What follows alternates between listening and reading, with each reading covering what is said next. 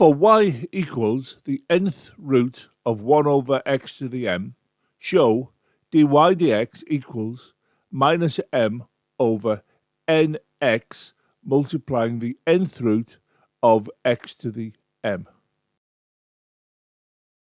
We know we have got y equals the nth root of 1 over x to the m. I'll put 1 over x to the m in brackets, and we can raise this to the power 1 over n. X to the m can be brought to the top and made x to the minus m, and this will be raised to 1 over n. A brief recap. I've replaced this nth root by 1 over n. Now you need a knowledge of roots and indices to appreciate that.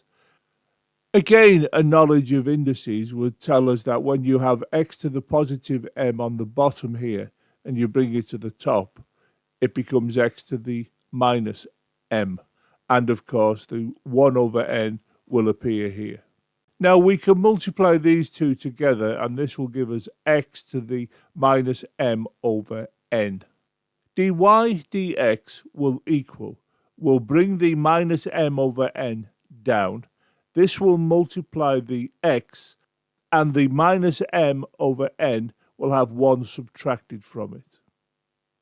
So we can write down here that dy dx is going to equal the minus n over m, x, and this is going to be minus m over n minus 1.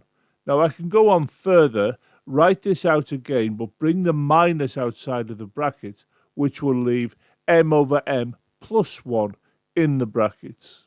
The next step is for us to write out minus m over n, and within the bracket I'm going to put 1 over x to the m divided by n plus 1, and then I'll close the brackets. This step has brought this down to here, and you can see that this minus becomes down here a positive. Remember, no sign implies positive. Let's now consider this in isolation, and you can see I'm writing it down here. It's x to the m over n plus 1. Now this can be written as x to the m over n, and then we can multiply that by x to the 1.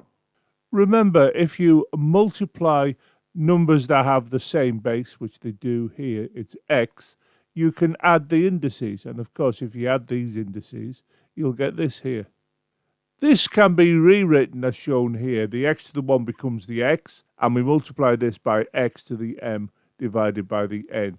Here we've rearranged the multiplication as shown here. Let's now work on x to the m over n in isolation. I can rewrite this as x to the m raised to the 1 over n.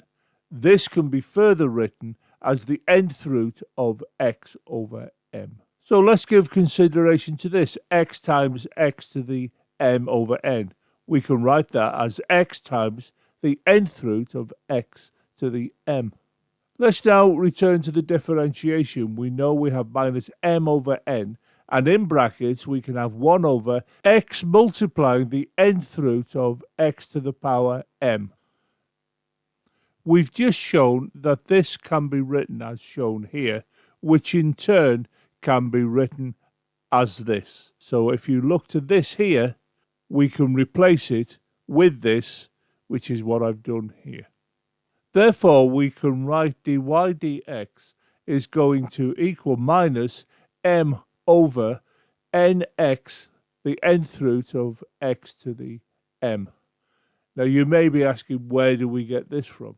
Well, straightforwardly, this minus is brought to here, then the m will times the 1 to give m on the top here, and this n will times what's on the bottom to give us nx, nth root of x to the m. You should note that this is the same as this, so we have carried out what the question asked.